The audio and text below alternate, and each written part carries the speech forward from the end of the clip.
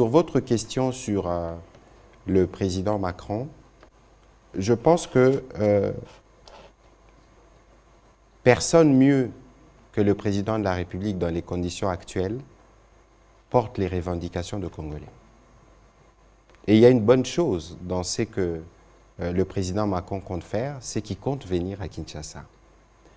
Et à Kinshasa, on va l'accueillir tel que nous sommes, un pays démocratique où lorsqu'il y a des opinions divergentes, les opinions s'expriment. C'est dans ces cadres qu'il faut situer. J'ai vu qu'il y avait des manifestations ce matin et pas seulement.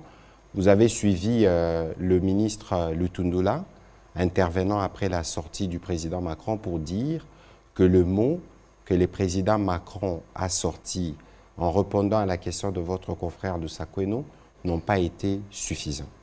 Évidemment, il est revenu sur ce que le professeur a dit tout à l'heure, l'intangibilité des frontières de la République démocratique du Congo, mais l'opinion congolaise veut que sur cette question de la sécurité, qu'il soit plus clair.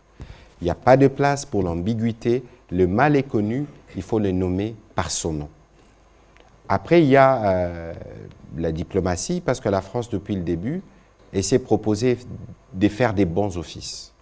Et il semble que lorsque vous faites des bons offices, il ne faut pas épingler l'une ou l'autre partie. Mais ce n'est pas ça que l'opinion congolaise attend. L'opinion congolaise attend de la France un engagement clair pour le retour de la paix, condamner le Rwanda et prendre des mesures contre le Rwanda pour que le Rwanda cesse d'agresser la République démocratique du Congo. C'est bien clair, ça c'est l'agenda congolais au point de vue de la situation sécuritaire.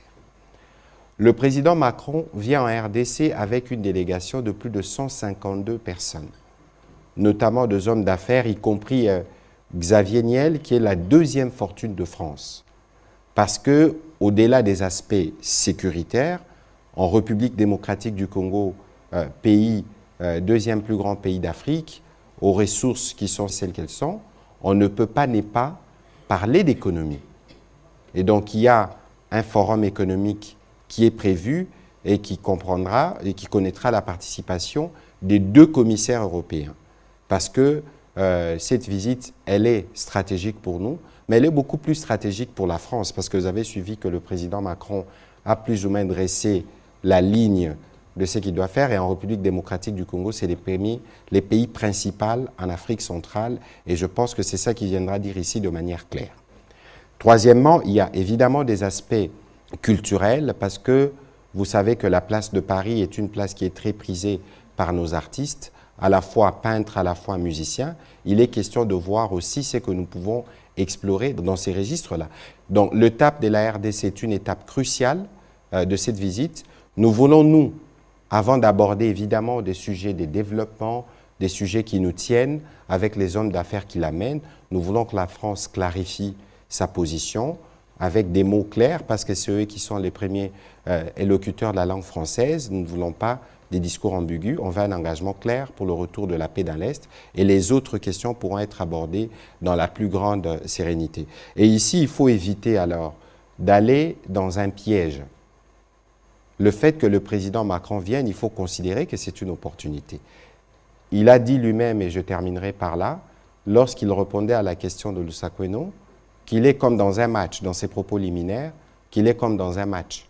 La phase aller s'est jouée en France, à Paris, et il y a une phase retour. Peut-être il n'a pas voulu tout épuiser de ce qu'il dira aux Congolais. Attendons le voir vendredi ou samedi, ce qu'il dira au terme de sa réunion avec le président de la République. Et assurez-vous que le président de la République portera le message de manière claire et sans ambiguïté. Voilà.